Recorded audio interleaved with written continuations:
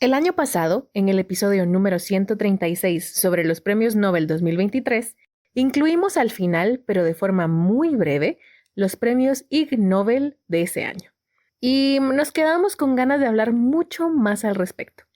Así que este año no cometeremos el mismo error y les dedicaremos a los Ig Nobel 2024 todo un episodio. Para refrescarte la memoria o contarte más al respecto por si es la primera vez que escuchas de ellos, los premios Ig Nobel se han celebrado desde 1991 y buscan celebrar y honrar descubrimientos científicos que primero te hacen reír y luego pensar. A veces parecen una burla, algo absurdo que nos hace pensar que ¿quién estudiaría algo así? Pero son investigaciones de verdad, de veritas, de veritas. Normalmente, las ceremonias de premiación de los Ig Nobel se celebran en el MIT o Harvard, exceptuando los años de pandemia del 2020 al 2023, en donde fueron muy creativamente virtuales. Esta anual ceremonia, además de haber sido llamado el evento científico del año por la revista Nature, ha ganado premios de comunicación científica, y como buena noticia, suelen quedar grabadas en YouTube. De hecho, verlas ha sido uno de los pasatiempos de septiembre favoritos de la rana. Así que está súper recomendado. En fin, si quieres saber más sobre estos premios, te dejamos el enlace a la página oficial en las notas del episodio. Pero por ahora, vamos a reír y pensar mientras conocemos a las investigaciones ganadoras del 2024. Empecemos. Hola, somos Dayan, Kat y Rana, 3 científicas guatemaltecas convencidas que las carreras en STEM son para todos, no solo para aquellos a los que les va bien en mate. Y todos nos beneficiamos de ellas a diario y te lo vamos a demostrar. Bienvenidos a Epistemas. Antes de ponernos a pensar, queríamos sorprendernos y reír al enterarnos de cuáles fueron las investigaciones ganadoras este año. Así que, previo a indagar más en la ciencia e historia detrás de sus premios, te traemos nuestras reacciones al momento de leer una noticia que resumía a los y las galardonadas. Ahora sí, vamos a conocerlas. Las investigaciones agraciadas este año han sido el Premio de la Paz para Estados Unidos a B.F. Skinner por sus experimentos para estudiar la viabilidad de alojar palomas vivas dentro de misiles para guiar las trayectorias de vuelo de los misiles. ¿Ok? ¿Qué? ¿Por qué O sea, es esto de la paz? Cuando dijo paloma viva dentro de un misil, dije yo, esto no parece paz. No. Será solo porque las palomas suelen simbolizar paz, pero ¿qué? Esto está tan extraño. Estudiar la viabilidad de alojar palomas vivas dentro de misiles para guiar las trayectorias de vuelo de los misiles. O sea, me imaginé como un misil hueco de adentro y que le salen las alitas de la paloma así como...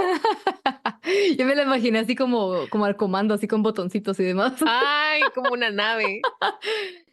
Ahora te puedo contar una anécdota, voy a intentar ser breve. No es anécdota personal, es algo que ¿Te metieron en un misil una vez? No, es un pasatiempo que descubrí hace un par de años. Me preocupa que esté relacionado con esto que acabo de leer, pero ajá. Solo con las palomas. Pero, a ver, no es mi pasatiempo, pero por alguna razón estábamos hablando de cuestiones de la familia y demás con una colega y terminamos en el punto en el que me estaba contando el pasatiempo de su señor padre.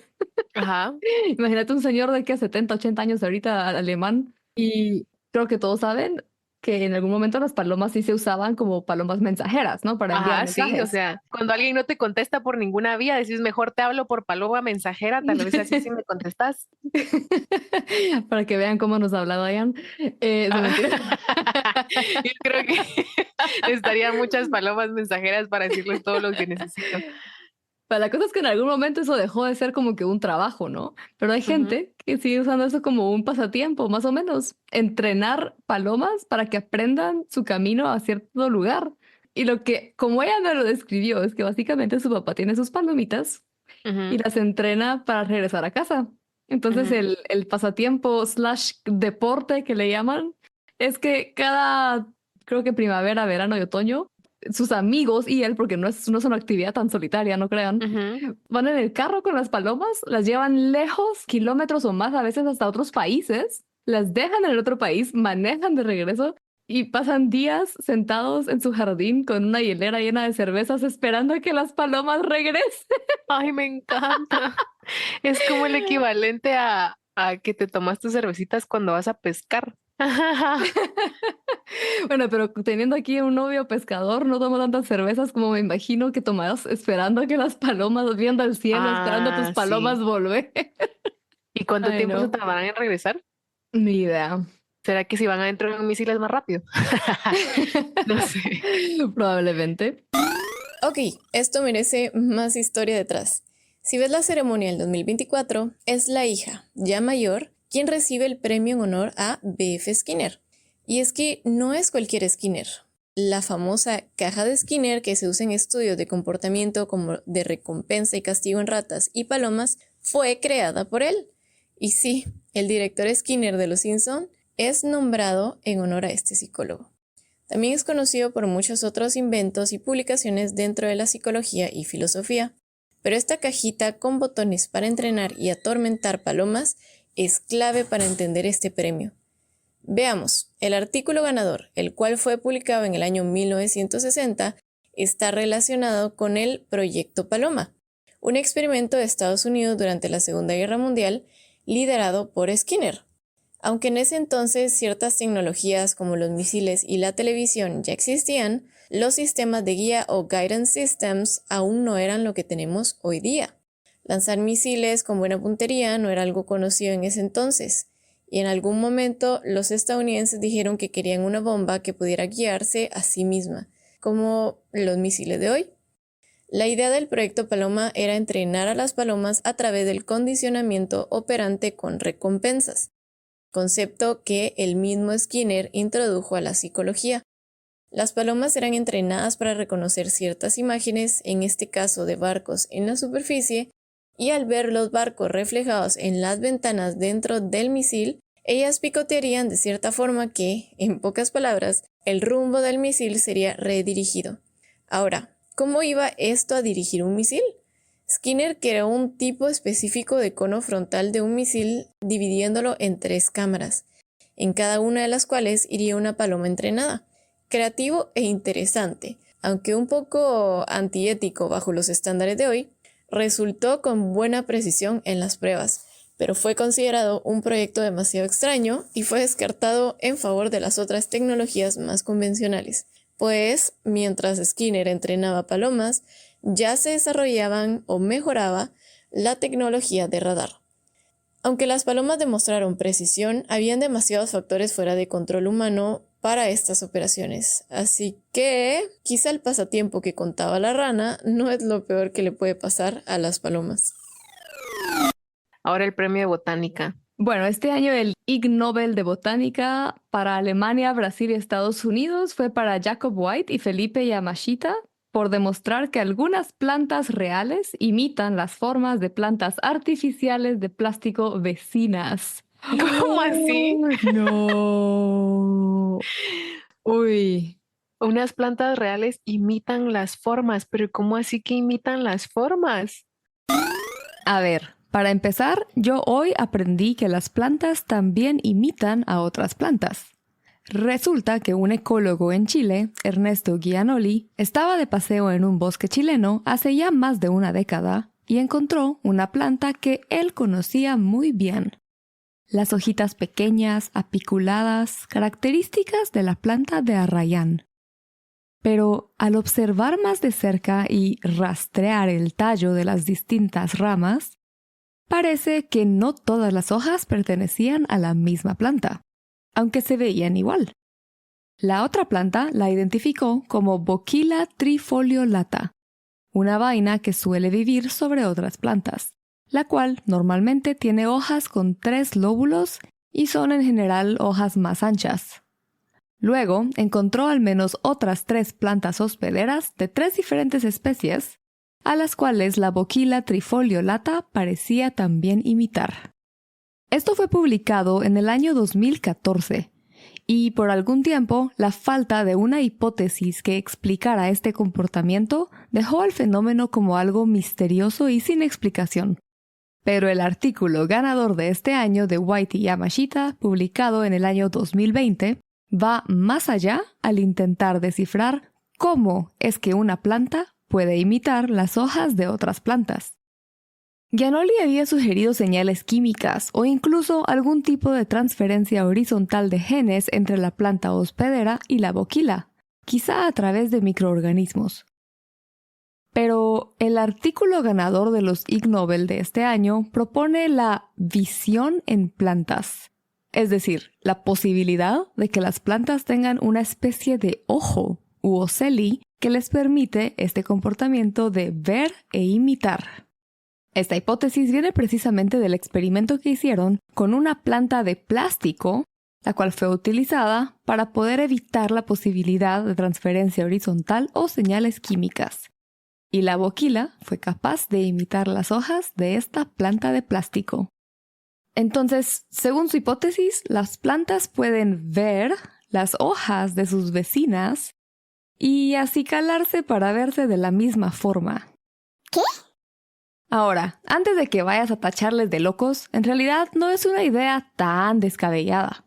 Recuerda que hay animales muy basales con ocelos que no tienen visión como nosotros la conocemos, pero que les ayuda a orientarse en dirección a la luz, como los gusanos planos. Es más, aparentemente la idea de plantas con ocelos o con oceli ya había sido propuesta por Gottlieb Haberland y Francis Darwin desde 1905. Pero aún hace falta estudios para comprobarlo. Así que si las plantas tienen o no estos ojitos, está por verse. Ahora pasamos al premio de anatomía, que fue para Francia y Chile, para Marjorie Willems, Quentin Henoch, Sara Tuñón de Lara, Nicolas Cogain, Vincent Fleury, Romy Reisigner, Juan José Cortés Santander, Roberto Requena, Julian Stirnemann y Roman Hosien Consari. Wow, no lo voy a repetir. Por estudiar si el pelo de la cabeza de la mayoría de las personas del hemisferio norte gira en la misma dirección, en el sentido de las agujas del reloj o en sentido contrario. Que el pelo de la cabeza de la mayoría de las personas del hemisferio sur. Wait, what? Premio de anatomía para ver la dirección en la que gira el pelo de la cabeza. Como el efecto Coriolis, pero en pelos. Pero el pelo de la cabeza gira. ¿Sabes cómo crece? Se refieren, ¿no? Pues no sé, sabremos, a ver. Como toda la Pero parte de cosas diferentes, sí ¿no? es como el remolino, ¿no? O sea, como Ajá. la parte de aquí atrás. Según yo, sí. Y eso, o sea, ¿de qué nos sirve? Vamos a ver. A ver. Este estudio investigó la dirección de los remolinos del cabello en gemelos y niños de diferentes hemisferios, específicamente de Francia para el hemisferio norte y Chile para el hemisferio sur. Para empezar, un poquito de trasfondo.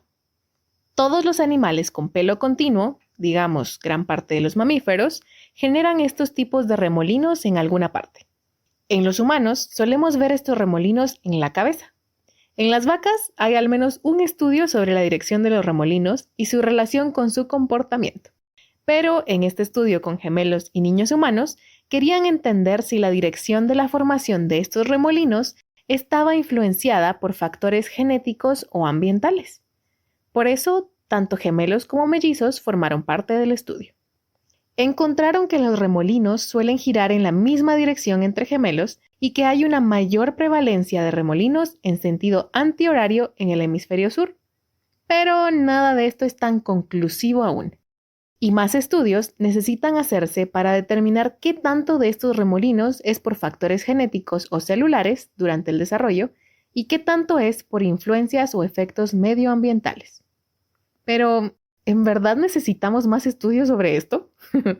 Pues resulta que estos hallazgos podrían ofrecer pistas sobre cómo interactúan la genética y el ambiente en el desarrollo humano con una característica física fácil de estudiar, ayudando a descifrar procesos biológicos más complejos como la organización de células durante el crecimiento y la relación entre rasgos físicos y factores ambientales.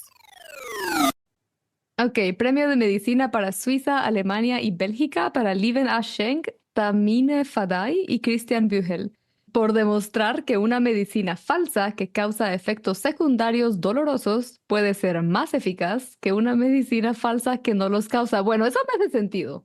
Tiene O sea, todo si el algo sentido me del hace mundo. sufrir, voy a creer que está haciendo efecto más que algo que no me Fíjate hace que sí. nada. No, incluso como hablando de agricultura, perdón que lo meta, pero hablando de agricultura, como que querés que la gente crea que lo que está usando va a matar absolutamente todo y que le va a hacer daño, porque entonces así confían en que va a funcionar. Entonces, creo que necesitamos terapia en general. A ver, pero eso nos hace ¿Todos? sentido. Vamos a ver si es lo que creemos. En este estudio investigaron si los efectos secundarios leves de un tratamiento pueden mejorar las expectativas y resultados del mismo. A 77 participantes se les hizo creer que recibirían un analgésico, pero en realidad solo recibieron ya sea un spray nasal con capsaicina, el cual es el componente activo de, por ejemplo, los jalapeños, pues que causa una leve sensación de ardor, o también se les dio una solución salina que no provocaría ningún efecto. Encontraron que la presencia del efecto secundario leve, como lo fue la sensación de ardor por la capsaicina, reducía la percepción del dolor en los participantes y podía incluso aumentar la efectividad percibida de un tratamiento. En general, los participantes experimentaron menos dolor cuando creían que el tratamiento tenía un efecto secundario. Y la clave está en cómo el cerebro interpreta estos efectos. El dolor leve puede ser una señal de que el tratamiento es real y por lo tanto efectivo, llegando a activar el sistema de modulación del dolor. Ahora, esto puede sonar a que se está engañando a las personas en lugar de realmente mejorar la condición, o al menos eso pensó la rana. Pero la idea no va por allí. El estudio sugiere que los efectos secundarios leves pueden activar una respuesta en el cerebro que reduce la percepción del dolor, no curando la condición directamente, pero mejorando la experiencia del tratamiento al reducir esta percepción del dolor. Se trata de algo más que un efecto placebo modificado, ya que el dolor leve actúa como una señal que puede influenciar positivamente la respuesta al tratamiento real. Al final, la idea es comprender mejor cómo las perspectivas y las señales fisiológicas pueden afectar un tratamiento para poder así optimizar intervenciones reales. Ahora pasamos al premio de física que se lo lleva a Estados Unidos para James C. Liao por demostrar y explicar la capacidad natatoria de una trucha muerta. Había uno similar el año pasado, ¿no? De cómo algo con los peces y cómo nadaban. Pero tenía que ver que cuando era el ciclo reproductivo, afectaban las corrientes Cierto. marinas. Cierto. Eran peces reproduciéndose, más bien. A ver, por demostrar y explicar la capacidad natatoria de una trucha muerta. Me intriga saber qué es lo que estaban estudiando, porque a simple vista, a simple escucha del título, de la idea es como, A simple pues sí, o sea, escucha. muchos animales sí tienen cierto movimiento como de reflejo y así después de morir, ¿no? Entonces no es como tan loca la idea, pero no sé qué es lo que hacen entonces las truchas muertas para De nuevo, provocar la esta pregunta, cuestión. pero de nuevo la pregunta, ¿para qué? ¿Será que igual afectan las corrientes o algo por el estilo? No tengo idea. A ver, Vamos a ver, a mí se me hace que es algo más relacionado a medicina humana que a medio ambiente, pero vamos a ver. incluso y si podría ser algo como relacionado a ingeniería o algo así, que puedas usar También. algo Es más, el título dice biomimicry. Implications for Energy Economy during the Karman Gate. No sé qué es eso último. Bueno, vamos a Tampoco. escuchar. ¿Te has preguntado cómo se mantienen los peces en un mismo lugar en aguas turbulentas? Quizá no, pero trata de imaginarlo. Suena cansado, ¿no? En este particular estudio utilizaron electromiografías, es decir, instrumentos que registran la actividad eléctrica de los músculos, para estudiar qué músculos entran en juego para que los peces se mantengan estables en aguas turbulentas detrás de obstáculos como rocas.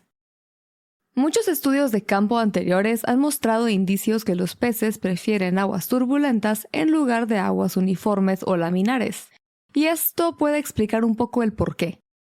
En condiciones de nado contracorriente, ciertos remolinos de las aguas turbulentas ayudan a que los peces se impulsen hacia adelante, ayudándoles también a ahorrar un poco de energía. Pero, en momentos de caza o de descanso, cuando especies como las truchas se suelen posicionar detrás de rocas u otros obstáculos, los peces aprovechan los vórtices generados en estas zonas gracias a estos obstáculos para mantener su posición sin gastar mucha energía muscular y cansarse más, usando un patrón conocido como marcha Kármán. Aprovecharse de estos remolinos les hace ahorrar energía al redireccionar la energía de su ambiente y, en este estudio, en el que utilizaron tanto truchas vivas como truchas muertas, se observó lo siguiente. Las truchas vivas parecían desactivar ciertos músculos laterales al encontrarse en esta posición, ahorrando energía, mientras que las muertas, atadas por la cabeza al obstáculo, mostraban el mismo patrón de nado provocado por los remolinos mismos. Y si por si acaso te está costando visualizar esto, te compartimos una imagen en nuestro sitio web. Encuentra el enlace en las notas del episodio. Este tipo de estudios nos ayuda a entender cómo se relacionan estos animales con su ambiente y, en el caso de los ríos, también nos dan mejores indicios para minimizar el impacto de actividades humanas en ellos, en particular cuando construcciones como represas o canalizaciones sean inevitables y haya que implementar medidas de mitigación para mantener estos microhábitats y procesos ecológicos. El siguiente es el premio de Fisiología para Japón y Estados Unidos para Ryo Okabe, Toyofumi F-chen Yoshikawa, Yosuke Yoneyama. Normalmente te tocan a ti los alemanes y a mí ahora me tocaron todos estos complicados que no sé cómo pronunciar. Espero que nunca nos escuchen. Ay, pero sí sé, solo como Yuhei leerlos y ahí- Yokoyama, Satona Tanaka, Akihiko Yoshizawa, Wendy L. Thompson, Gokul Kanan, Eiji Kobayashi, Hiroshi Tate y Takanori Takebe por descubrir que muchos mamíferos son capaces de respirar por el ano. Yo creo que sabía que las tortugas hacen algo así, no sabía que otros animales lo hacían. Quiero leer ¿Lo esto. haremos nosotros? No sé. Vamos a ver. Bueno, este nos decepcionó un poquito inicialmente, Clickbait. pero está interesante de igual forma. En un día normal, los mamíferos respiramos por nuestras narices y bocas, y esto envía el oxígeno a nuestros pulmones. Pero, ¿podríamos hacerlo a través de los intestinos? Las lochas, un tipo de pez, son vertebrados que de hecho sí pueden respirar a través de sus intestinos.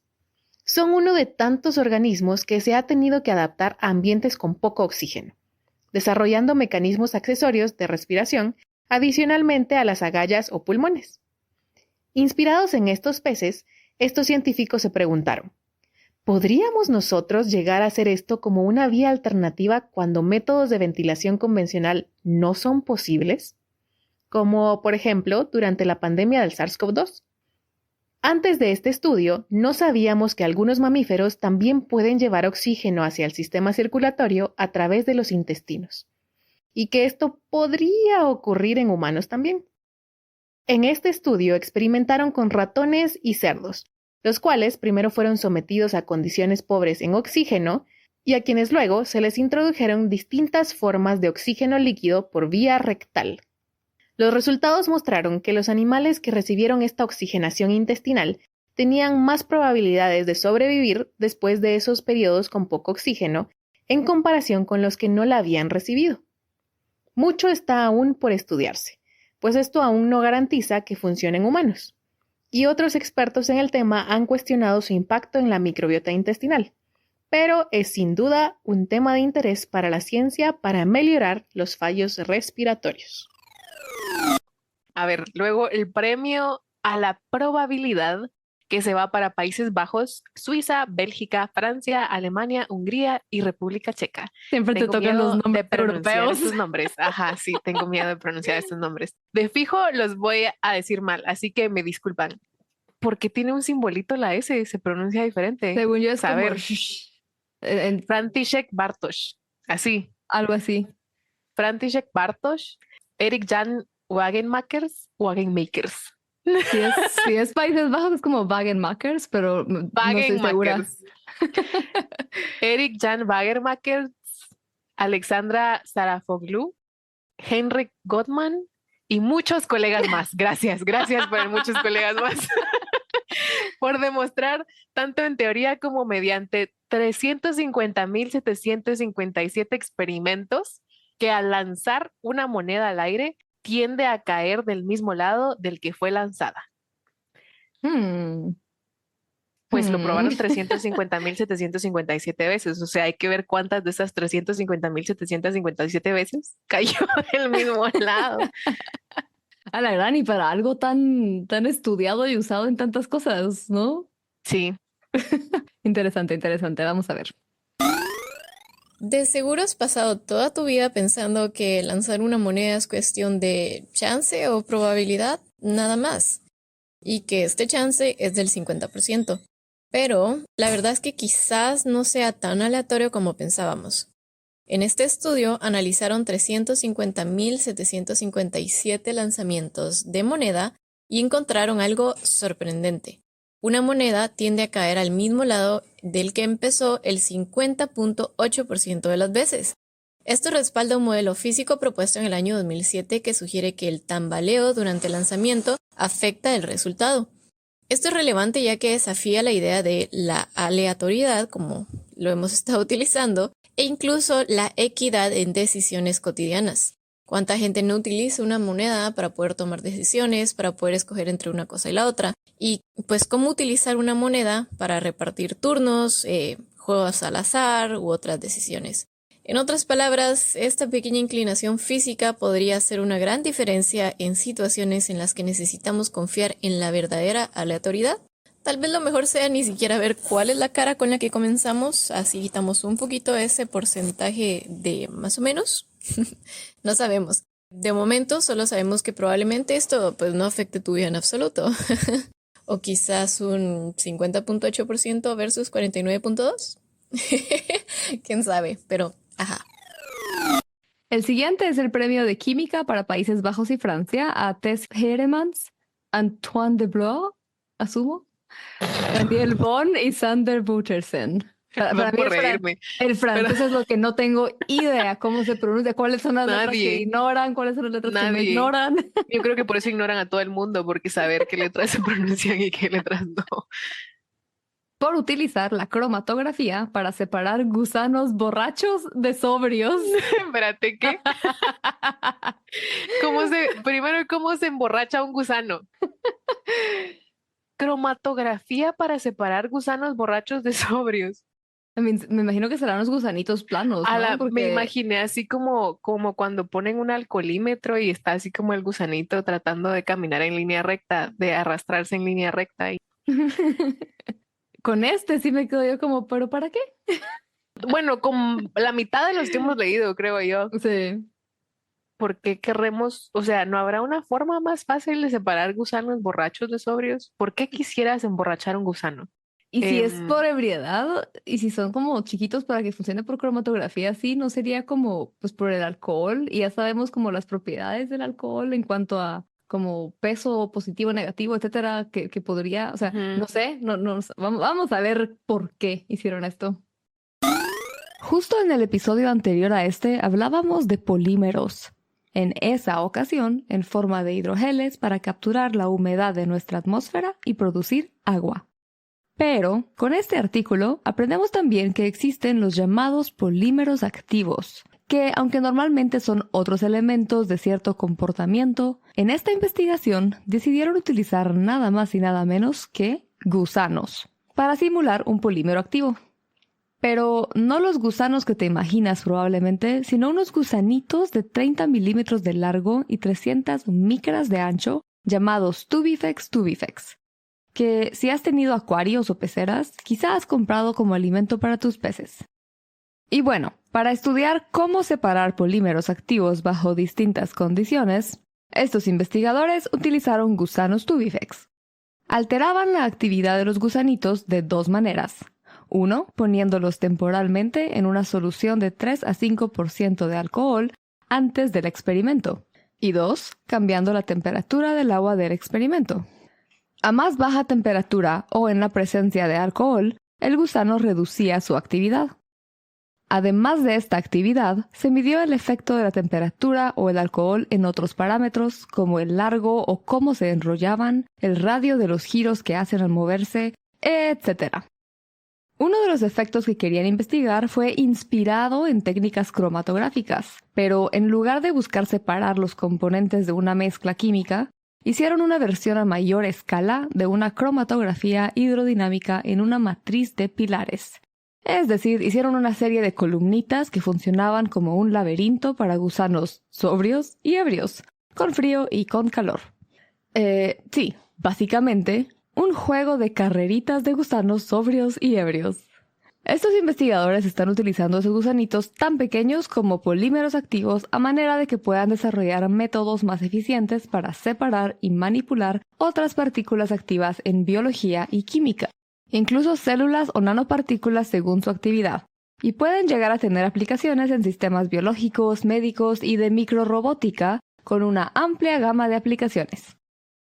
Así, se nos olvidaba, los gusanos sobrios llegaban a la meta más rápido.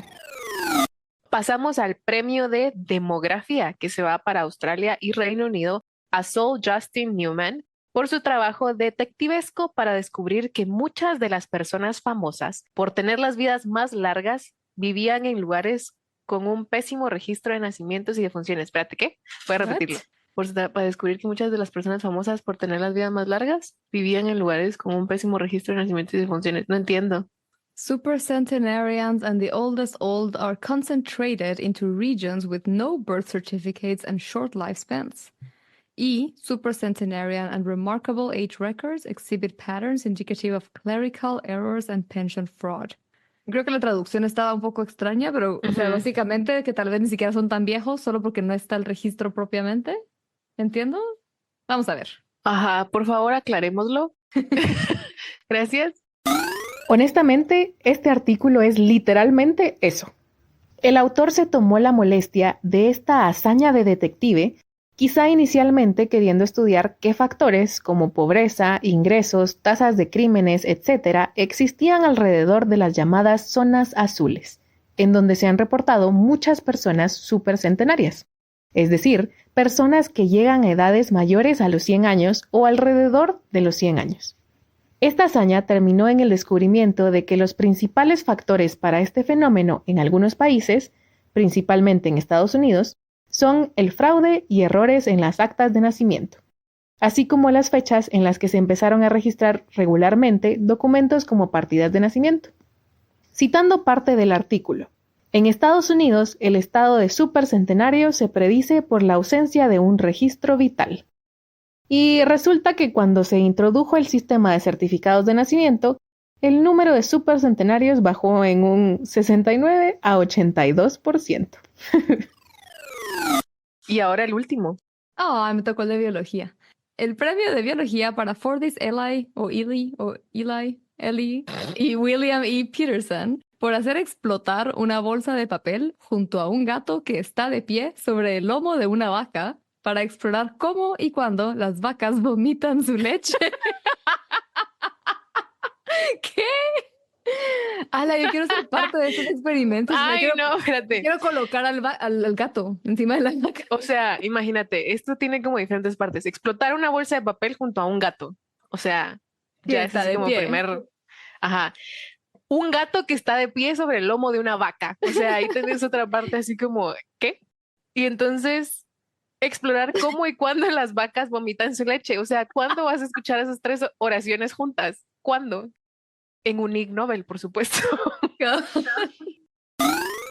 Empecemos porque este artículo fue publicado en 1939. Aparentemente en estos años existía aún la pregunta acerca de la diferencia entre la secreción y la eyección de la leche de las vacas. ¿Era bajo control nervioso directo o indirecto? Para estudiarlo utilizaron varios métodos, los cuales incluyeron inyecciones de adrenalina y también, pues, darle sustos a las vacas. Sí, sustos. Se pensaba que podría haber una diferencia en la respuesta de las 2 mitades de la ubre de una vaca, diferencia que sería medida por la tasa de eyección de leche si la vaca estaba muy asustada. Y la verdad, no podríamos hacer un mejor trabajo que el artículo mismo en explicar este estudio. Así que aquí va una traducción de un, sin querer, pedazo divertido del artículo original. Por este motivo, la vaca E307 fue asustada sistemáticamente cuando se le colocó el ordeñador mecánico. El susto al principio consistía en colocar un gato sobre el lomo de la vaca y hacer explotar bolsas de papel cada 10 segundos durante 2 minutos. Más tarde se prescindió del gato por considerarlo innecesario. Y bueno, aunque este estudio concluyó que la elección de leche parece ser un reflejo condicionado y controlado indirectamente, pues por ser de hace casi 100 años ya, dejaremos esto como un dato curioso que puedes compartir en tus reuniones con amigos o familia. Porque a estas alturas los expertos en estos temas pues saben más sobre las vacas que este artículo. Esperamos que este episodio te haya hecho reír. Quizá confundirte un poco, pensar que los científicos tienen un gran sentido del humor, e imaginar que ese gato quizá hasta estaba más feliz de dejar de ser un títere para atormentar vacas. ¿O no? Tal vez luego de tantas investigaciones divertidas, ¿tu sueño de ganar un premio Nobel cambió a ganar un Ig Nobel? Cuéntanos, ¿a ti se te ha ocurrido algún estudio que podría ser un futuro Ig Nobel? Es más, quizá estás en proceso de realizar una investigación de este estilo. Si es así, nos encantaría saberlo. Por lo pronto, gracias por acompañarnos en un episodio más de Epistemas, con un agradecimiento especial a nuestros Patreons. Si te gustó este episodio y quieres apoyarnos, déjanos unas estrellitas o un review en tu plataforma de podcast favorita. Y si tú también quieres poder participar en la elección de temas y personas invitadas a nuestros episodios, enviarles tus preguntas y saber que cada semana apoyas al acceso del conocimiento en STEM en América Latina, únete a nuestro Patreon. Incluso si quieres solo por un mes. Como siempre, te dejamos el enlace en las notas del episodio. No olvides compartirle este episodio a todas las personas que conoces para que más personas puedan reír con este pobre gato y las pobres vacas, o los gusanos ebrios, o las plantas con ojos, o qué tal las palomas que ya no pudieron cumplir su sueño de dirigir un misil, o tal vez ese fue bueno. En fin, a compartir. Y ahora sí, hasta la próxima.